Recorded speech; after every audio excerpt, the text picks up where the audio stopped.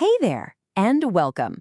So, what if I told you there's a grammar tense that's less like some boring rule from a textbook and more like a superpower you can unlock? Seriously.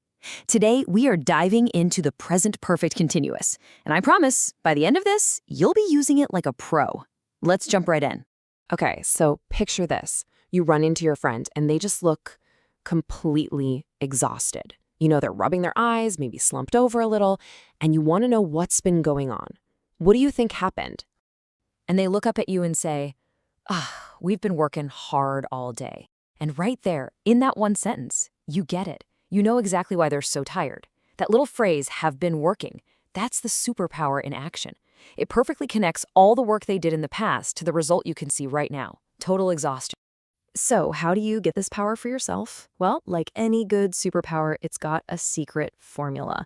But don't worry, this one is actually super easy to learn. Think of it like a simple 4-step recipe. It's so easy. First, you just start with your subject. I, you, she, they, whatever.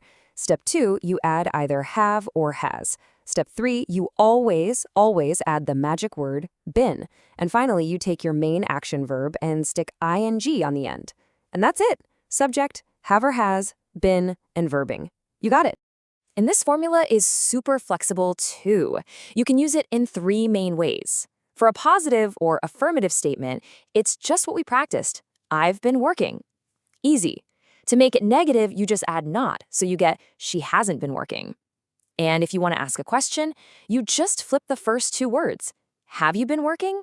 See? Simple, clean, and really powerful. Okay, so you know the formula now. Let's get to the really cool part, knowing when to actually use it. This tense gives you 3 main powers. Let's break them down. Your first ability is what I like to call the time traveler. And yeah, it's as cool as it sounds.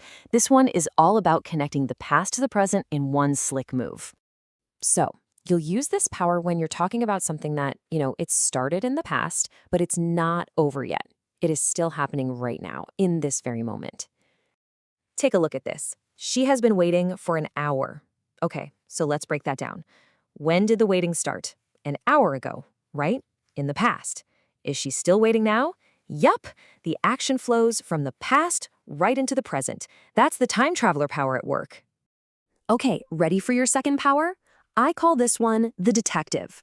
This is what you use when you see some clues in the present and you want to talk about what caused them. So here's the key. The action itself might have just finished, but it left behind evidence, some kind of result. You get to be like a detective, looking at the clues in front of you and figuring out the very recent action that made them happen. This is a perfect example. Imagine you see your friend, and whoa, they've got splashes of paint all over their clothes. Now, the painting itself is probably over, but the evidence, the paint, is right there for you to see. So you ask, have you been painting? You use the clue in the present to ask about the very recent past. And that brings us to your third and final power, the habit tracker. This one is awesome for talking about things you do over and over again. So you'll use the habit tracker when you want to talk about an action or situation that's been repeated, over a certain period of time, leading right up to this moment. For example, I've been having driving lessons for 6 months. Now, this doesn't mean you've been sitting in a car for 6 months straight without a break. Of course not.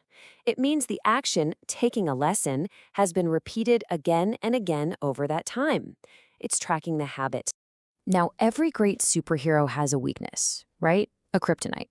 And our new grammar superpower is no different. There's one specific situation where this tense just doesn't work. And it's really important to know what it is. And here it is. This superpower doesn't work with what we call state verbs. Now, these are verbs that describe a state of being or a feeling or a thought, not a physical action. We're talking about words like know, want, like, believe. You'd never say, I have been knowing him. It just sounds weird, right? You can feel it. That's because knowing is a state, not a continuous action. You just say, I have known him. So for action verbs, use your superpower. For state verbs, you got to use a different tool. All right, that was a lot of info, but you've totally got this. So let's do a quick mission debrief and wrap up everything we've just learned about your awesome new power. Here it is, your complete toolkit. You've got the formula, have or has, plus been, plus verbing. You've got your 3 main powers, the time traveler, for actions that are still going on, the detective for when there's evidence of a recent action, and the habit tracker for repeated actions over time. And of course, never forget the kryptonite. Stay away from those state verbs like know or want. And just like that, your training is complete. You officially have a new grammar superpower, so I'll leave you with one final question to put it into practice right away. Just think about your own life. What have you been learning recently? Go on, give it a shot. You've totally got this.